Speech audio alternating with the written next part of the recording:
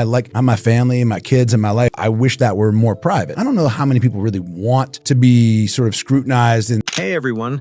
For years, we thought we had Ben Affleck and Jennifer Garner all figured out. Headlines told us it was addiction, pressure, and another Hollywood marriage crushed by fame.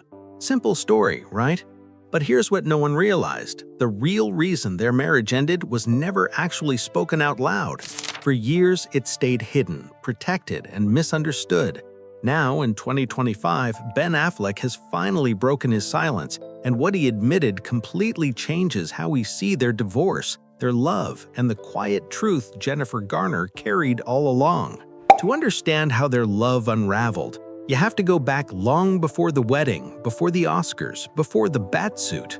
Ben Affleck was born in Berkeley, California in 1972 into a household filled with ideas but very little stability. His mother, Chris Ann Bolt, was a Harvard-educated teacher who filled the house with books, poetry, and Shakespeare. His father, Timothy Affleck, chased acting and writing dreams that rarely paid the bills. When Ben was still a baby, the family moved across the country to Falmouth, Massachusetts, searching for a fresh start that never quite arrived. Their lives were marked by constant movement, financial stress, and a growing shadow of alcoholism. By the time Ben Affleck was 11, his parents' marriage collapsed under the weight of it all. His mother moved him and his younger brother Casey Affleck into a modest home in Cambridge, holding the family together with sheer determination. Money was tight, but creativity never disappeared. Theater scripts, books, and conversations about storytelling filled the space, shaping Ben long before fame ever found him. Acting became an escape early. At just 7 years old, Ben Affleck landed a role in The Voyage of the Mimi, a PBS science series that aired nationwide. While other kids were worried about homework, he was memorizing lines and standing on real sets. That exposure taught him discipline, but it also introduced him to something dangerous: attention. Even as a child, he learned how quickly stories could be invented and twisted. As a teenager, Ben continued working, appearing in projects like Wanted, The Perfect Guy, and later Field of Dreams, where he played a younger version of Kevin Costner's character. These roles were small, but the lessons were big. He learned how to blend in, how to read rooms, and how to hide uncertainty behind confidence. Around this time, he met Matt Damon at Cambridge Rindge and Latin School, forming a bond that would later change both of their lives. The two friends shared dreams bigger than their circumstances. They moved to Los Angeles with almost no money, surviving on rejection and cheap food while chasing auditions that rarely went anywhere. Eventually, frustration turned into creativity, and they began writing a script inspired by their own lives. That script became Good Will Hunting, a project shaped by years of struggle, rejection, and persistence. When Good Will Hunting finally reached the screen in 1997 under director Gus Van Sant, it struck a nerve. The raw honesty, the working-class pain, and the deep emotional core felt real because it was. At the Academy Awards, Ben Affleck and Matt Damon won for Best Original Screenplay, standing on stage as proof that two broke kids with a dream could rewrite their future. But fame didn't bring peace, it brought pressure. Success came fast for Ben Affleck. Blockbusters like Armageddon and Pearl Harbor catapulted him into global stardom, bringing fame, pressure, and relentless scrutiny. With each hit came higher expectations, and when films like Paycheck flopped, the backlash was harsh and unforgiving. The public's judgment felt personal, and Ben Affleck internalized every failure. Over time, alcohol became his refuge, a way to quiet the noise, escape the pressure, and cope with the weight of a career that demanded perfection at every turn. Here's what most people misunderstood. Jennifer Garner didn't leave at the first sign of trouble. She stayed. She supported Ben Affleck through rehab, attended support meetings, and quietly shielded their children from chaos. When tabloids accused him of infidelity with a nanny, she chose silence over spectacle, prioritizing the safety and dignity of her family instead of feeding the headlines. What ultimately ended their marriage wasn't addiction alone.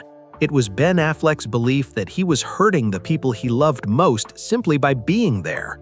He later admitted that he felt trapped, ashamed, and convinced his presence poisoned the household.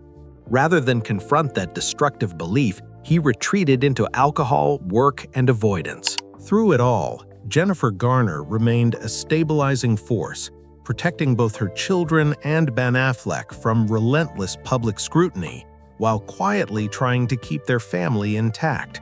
Her patience and discretion concealed the true depth of their struggles from the world.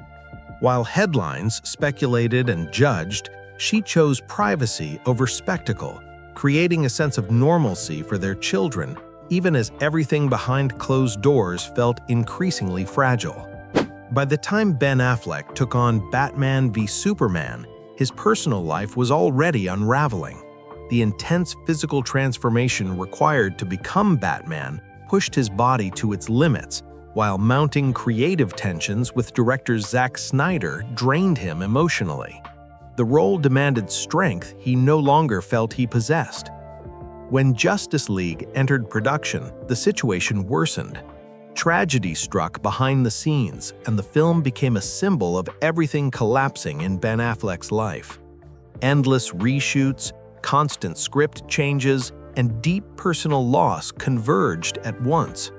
Long days on set blurred into long nights of isolation, pushing him into one of the darkest chapters he has ever known, both professionally and personally. Walking away from directing The Batman wasn't a calculated career move for Ben Affleck. It was an act of self-preservation.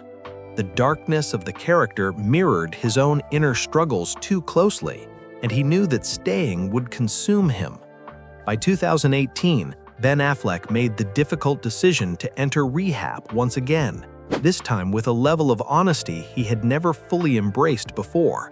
And once again, Jennifer Garner was there, not as his wife, but as his anchor, quietly steadying him through one of the most fragile periods of his life.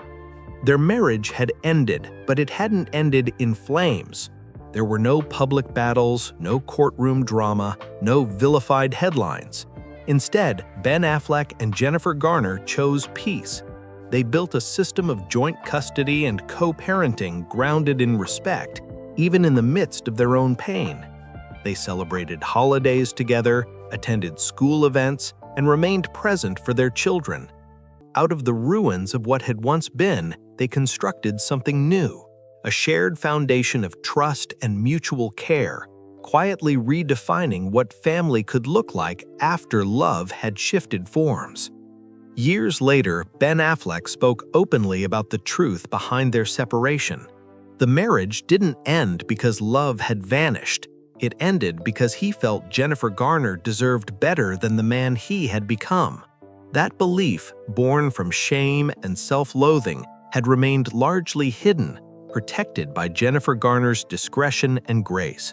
She never weaponized it, never sought the spotlight for her sacrifice, and in doing so, she shielded both their story and their children from unnecessary pain.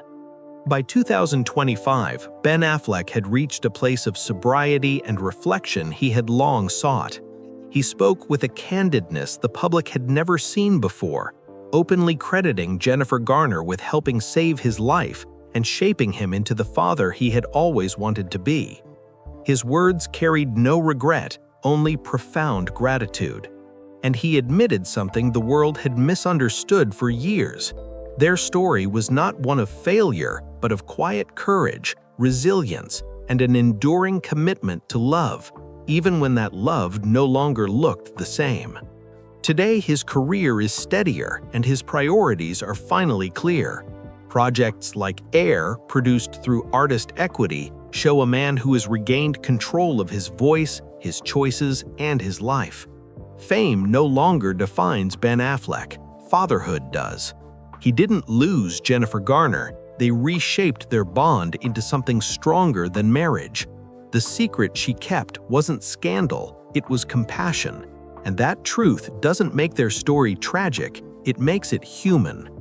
If this story moved you, don't forget to like, share, and subscribe for more powerful stories like this.